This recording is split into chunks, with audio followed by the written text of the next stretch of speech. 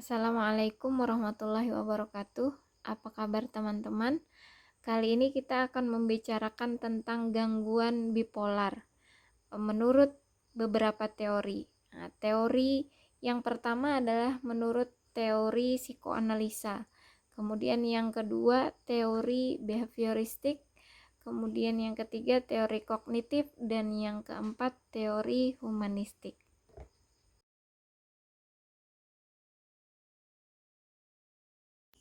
Gangguan bipolar.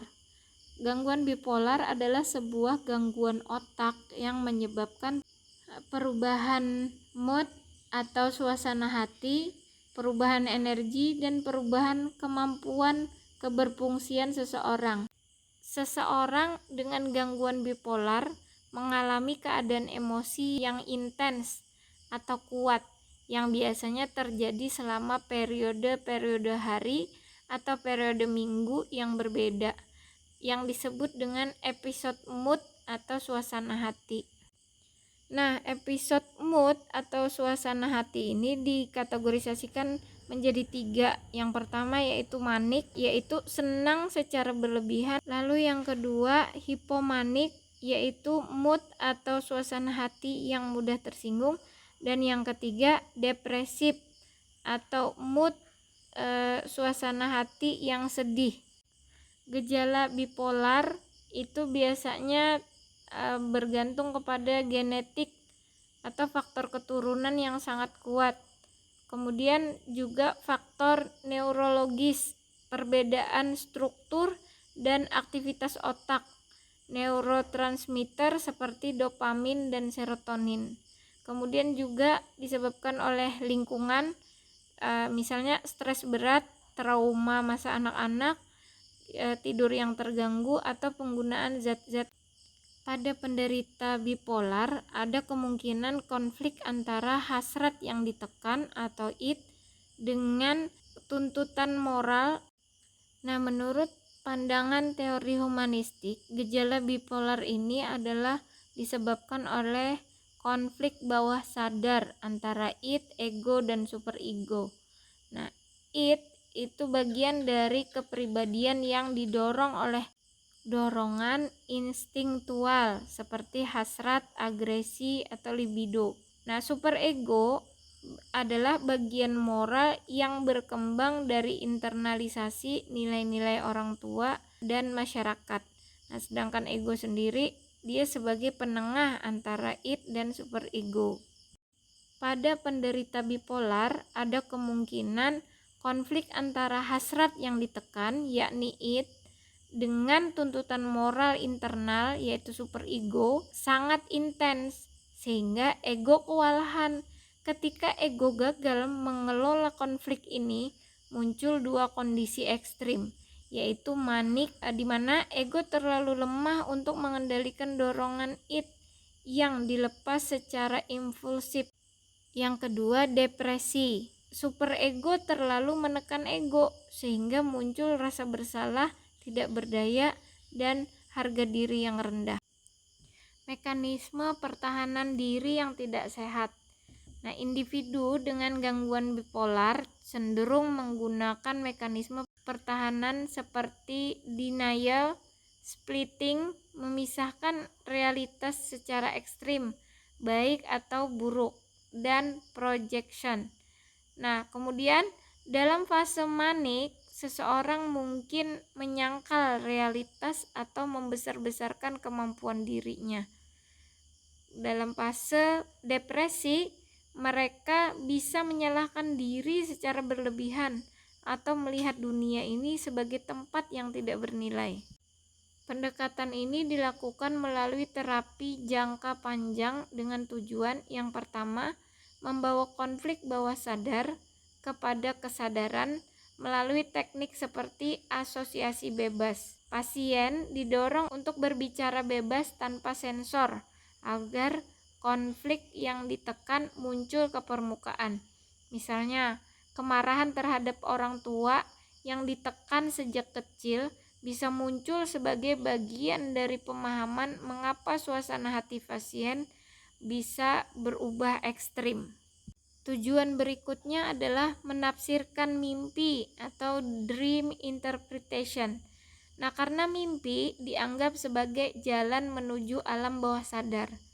Isi mimpi dianalisis untuk menemukan simbol-simbol yang berkaitan dengan konflik emosional pasien. Tujuan yang ketiga adalah analisis transferensi. Terjadi saat pada pasien memindahkan perasaan terhadap orang terpenting dalam hidupnya, seperti orang tua, kepada terapis. Nah, terapis membantu pasien menyadari pola hubungan ini dan bagaimana itu berperan dalam kondisi bipolarnya. Lalu, memperkuat fungsi ego. Tujuannya agar ego mampu mengelola tekanan dari id dan superego secara sehat. Pasien diajak mengenali kapan ia terlalu dikuasai oleh dorongan impulsif atau manik, atau oleh penyesalan dan kritik diri yang keras atau depresi. Lalu, mengenali dan mengubah mekanisme pertahanan diri. Nah, banyak pasien bipolar menggunakan mekanisme pertahanan diri maladaptif seperti penyangkalan atau denial, proyeksi atau splitting. Terapi psikoanalitik bertujuan membantu pasien menyadari dan mengganti pertahanan ini dengan cara yang lebih sehat. Dalam beberapa kasus, fase depresi atau mania bisa dipicu oleh pengalaman trauma masa kecil yang tidak terselesaikan. Nah, terapis membantu pasien memproses pengalaman itu dalam konteks yang lebih dewasa dan aman. Lalu teori berikutnya adalah teori kognitif. Nah, bagaimana pandangan teori kognitif tentang gangguan bipolar? Teori kognitif menekankan bahwa pikiran individu itu mempengaruhi emosi dan perilakunya. Dalam gangguan bipolar, dalam kerangka ini dianggap terjadi karena distorsi atau kesalahan dalam berpikir yang menyebabkan perubahan suasana hati secara ekstrim, dari depresi hingga mania. Beberapa faktor yang diyakini memicu gangguan bipolar menurut pendekatan kognitif. Yang pertama, skema berpikir disfungsional, yang mana ini terbentuk sejak kecil, misalnya karena pengalaman ditolak, terlalu dipuji, atau tekanan berprestasi. Faktor berikutnya adalah pikiran otomatis negatif dalam depresi atau positif berlebihan dalam mania. Nah, kesalahan dalam interpretasi situasi, misalnya kegagalan kecil dianggap bencana yang besar. Faktor berikutnya, kurangnya keterampilan dalam regulasi emosi yang sehat. Faktor pemicu eksternal bisa juga terjadi seperti tekanan kerja, relasi sosial, atau perubahan besar dalam hidup yang memicu skema dan reaksi kognitif yang ekstrim. Lalu pembahasan berikutnya adalah gejala bipolar menurut teori kognitif. Pada fase depresi, pola pikir yang terjadi adalah pikiran negatif otomatis, kemudian perasaan tidak berharga. Contoh gejalanya sedih berkepanjangan, menarik diri dari sosial, merasa putus asa. Lalu pada fase manik, pola pikir yang terjadi itu pikiran positif ekstrim dan grandiositas. Contoh gejalanya adalah sangat bersemangat, merasa sangat hebat, tidak tidur, dan impulsif. Pendekatan utama dalam teori kognitif untuk menangani gangguan bipolar adalah yang pertama, CBT, Cognitive Behavioral Therapy, untuk bipolar disorder. Lalu, mengenali pikiran irasional selama fase manik dan depresif. Lalu, mengevaluasi kembali keyakinan disfungsi, misalnya, kalau saya gagal, berarti saya gagal selamanya. Pada depresi, saya bisa bekerja 24 jam tanpa tidur pada fase manik. Kemudian, mengembangkan pikiran alternatif yang lebih realistis dan seimbang, lalu mengenali pola suasana hati dan mencatat perubahan emosi dalam jurnal. Kemudian lagi latihan regulasi emosi seperti mindfulness atau teknik ground. Adapun kelebihan dan kelemahan teori kognitif dalam menangani gangguan bipolar. Pada aspek pendekatan terstruktur, kelebihan teori kognitif memberikan kerangka kerja yang sistematis melalui CBT untuk mengenali dan mengubah pikiran. Kelemahannya kurang fleksibel saat pasien sedang dalam fase manik atau depresi berat. Kemudian pada aspek efektivitas klinis, kelebihannya terbukti efektif secara ilmiah sebagai terapi tambahan dalam mengelola bipolar. Kelemahannya tidak menyentuh akar masalah biologis. Kemudian pada aspek pemberdayaan pasien, kelebihannya mendorong pasien lebih mandiri dan reflektif terhadap pola pikir dan perubahan mood. Kelemahannya adalah membutuhkan motivasi dan kesadaran tinggi dari pasien. Kemudian pada aspek waktu dan biaya, kelebihan teori ini umumnya lebih cepat dan lebih murah dibandingkan terapi psikoanalisa. Namun kelemahannya efektivitas jangka panjang bisa terbatas jika tidak digabungkan dengan pendekatan lain. Kemudian fokus intervensi memiliki kelebihan fokus pada perubahan berpikir di masa kini yang realistis dan aplikatif. Namun kelemahannya kurang menggali trauma masa kecil atau konflik bawah sadar yang mendalam. Lalu yang berikutnya adalah gangguan bipolar menurut teori behavioristik atau perilaku. Nah, dalam teori ini menekankan bahwa perilaku manusia termasuk perilaku abnormal itu dipelajari melalui penguatan atau reinforcement, hukuman atau punishment, dan pengkondisian atau classical dan operant conditioning. Nah, fokus utamanya adalah perilaku yang tampak, bukan pikiran atau proses mental yang tidak terlihat. Dalam perspektif behavioristik, gangguan bipolar tidak dilihat sebagai hasil ketidakseimbangan kimia otak atau konflik batin bawah sadar, melainkan sebagai hasil dari proses belajar yang maladaptif. Misalnya, perilaku manik atau aktivitas tinggi, pemborosan, agresivitas mungkin telah diperkuat di masa lalu oleh perhatian, pujian, atau hasil yang menyenangkan.